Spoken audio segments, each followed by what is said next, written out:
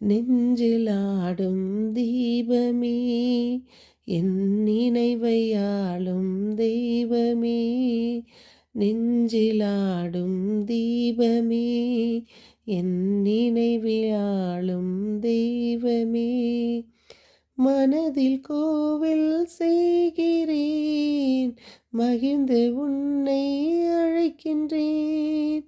வா வா என் இயேசுவே, என்னில் வா, என்னில் வாழ வா, நெஞ்சில் ஆடும் தீபமே. என் இனிய உறவுகளே, நாம் இன்று 13/1/24 இருக்கின்றோம். தூய ஆவியானவர் நம்மை ஒவ்வொரு நாளும் வழி நடத்தி கொண்டு வருகிறார். அன்னை மரியின் அன்போடு நாம் தொடரும் சங்கீத தொடர்ச்சி. திருப்பாடல்கள் 68, 19, 20, 21. நாம் இன்றைய வாசகம் எபிரேயர் 1:1-5, 1:1-6. இயேசு முற்காலத்தில் இறைவாக்கினர் வழியாக தம் மூதாதையரிடம் பேசிய கடவுள் இந்நாட்களில் தன் மகன் வழியாக பேசியுள்ளார். அனைத்து தெய்வங்களே, ஆண்டவரை பணிந்து தாழ்ந்து பணியுங்கள். காலம் நிறைவேறிவிட்டது, இறையாட்சி நெருங்கி வந்துவிட்டது. மனமாறி நற்செய்தியை நம்புங்கள் என்கிறார் ஆண்டவர். மனமாற்றம் என்பது என்ன என்பதை மார்க் நற்செய்தி 1:14-20.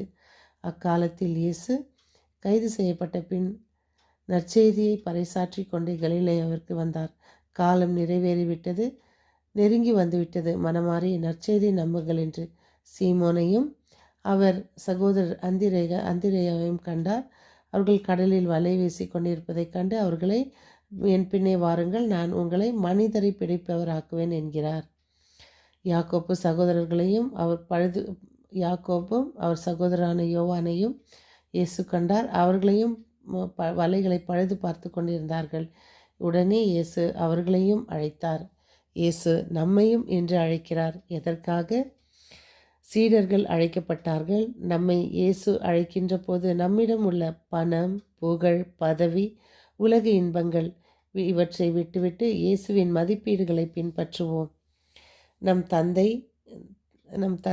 தன் தந்தையின் கழுதை தேடிச் சென்ற சவுலை இறைவாக்கினர் சாமுவேல் வாயிலாக இஸ்ரேலின் மூலம் அரசராக கடவுள் தேர்ந்தெடுத்து திருப்பொழிவு செய்கிறார். பிறகு தாவீதையும் திருப்பொழிவு செய்கிறார். சாமுவேல் அவர்கள் தங்கள் சொந்த குறைபாடுகளையும் பலவீனங்களையும் கொண்டிருந்தனர். உண்மையிலேயே திருப்பொழிவு பெற்ற மீட்பரான இயேசு இரக்கத்தால் தன்னை போல் இருக்க தனது அனைத்து சீடர்களையும் திருப்பொழிவு செய்கிறார். ஆனால் தான் ஒவ்வொருவரையும் அழைக்கிறார். இயேசு இந்த புதிய மார்க் நற்செய்தியில் இயேசு வரி தண்டுபவரான லேவியும் தேர்ந்தெடுக்கின்றார். லேவியின் அழைப்பு இயேசுவின் இரக்கத்தை மற்ற வரி தண்டுபவர்களுக்கு மற்றும் பாவிகளுக்கும் அறிமுகப்படுத்தியது. நாமும் நம்முடைய அழைப்பிற்காக இறைவனுக்கு நன்றியுள்ளவர்களாகவும் நம் சகோதர சகோதரிகளுக்கு இரக்கமுள்ளவர்களாகவும் இருப்போம். அதான் இறைவனின் வார்த்தை. மனத்தாங்களோடு இருந்தால் உன் காணிக்கையை கொண்டு போய் வைத்துவிடு என்று. இன்று நாம் எத்தனை குடும்பங்களில் சகோதர சகோதரிகள் ஒற்றுமையுடனும் அன்புடனும் வாழ அழைக்கப்பட்டிருக்கிறோம். இறைவன் எல்லாருக்கும் ஒரே மாதிரியான ஆசீர்வாதத்தை கொடுத்திருக்கிறார். நாம் எதிர்பார்ப்புகளுடன் நாம் பழகும்போது தான் ஏமாற்றம் அடைகிறோம். பகைமை, எரிச்சல், பிரிவினை, மற்றவர்கள் சிந்தனையில் நாம் வாழக்கூடாது.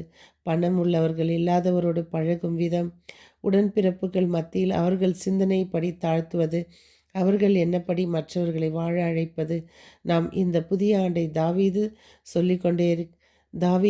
தாவீதை சொல்லிக் கொடுக்கிறார் எப்படி நாம் மேற்கொள்வது என்பதை. வேதத்தின் அடிப்படையாக ஒரு குருவானவர் இருக்கிறார். அவர் கோவிலை கட்ட ரொம்ப நாள் அவருக்கு ஆசை. ஒரு நாள் அவர் என்ன செய்கிறார் என்றால், கோவிலை மக்களை நம்பி இடித்து விடுகிறார்.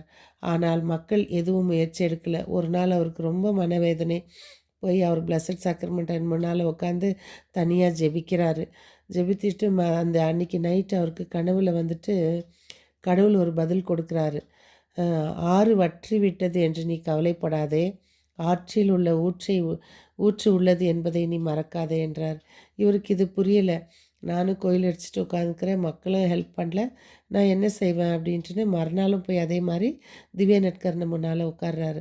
உட்கார்ந்தபோது அப்போ ஆண்டவரே, நீங்க எனக்கு சொன்னது புரியலன்னும்போது ஆண்டவர் திரும்பி அவருக்கு பதில் குடுக்கிறார். அந்த உண்மையான ஊற்று நானே என்கிறார்.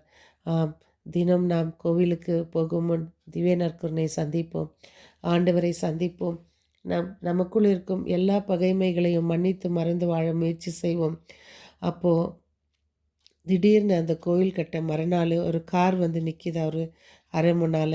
போயிட்டு, "என்ன ஃபாதர் கோயில் இடிச்சு போட்டிருக்கீங்கன்னும்போது," "இல்ல இந்த மாரி விஷயத்த அவர் சொல்ல, அவர்கள் அதன் அவர்கள் கேட்க, ஃபாதர் விளக்க, உடனே அவர்கள் 50,00,000 செக்கை ஃபாதர் கையில் கொடுக்குறாங்களாம். அப்போ அதற்கு இதுக்கு மேல என்ன ஆனாலும் நாங்க பார்த்துக்கொள்கிறோம் என்பது. இதுதான் நம்மளுடைய எல்லாவற்றையும் கடவுளிடம் படைப்போம். இந்த புது வருடத்தில் அன்பு இறைவா, நாங்கள் எந்த எதிர்பார்ப்பும் இல்லாமல் மற்றவர்களோடு பழக எங்களுக்கு நல்ல இதயத்தை கொடும். எதிர்பார்ப்பு ஏமாற்றத்தை கொடுக்கும் என்பதை எங்களுக்கு இந்த வசனங்கள் வழியாக எடுத்து கொடுத்தமைக்காக நன்றி. மீண்டும் சந்திக்கும் வரை உங்கள் அன்பு தோழி.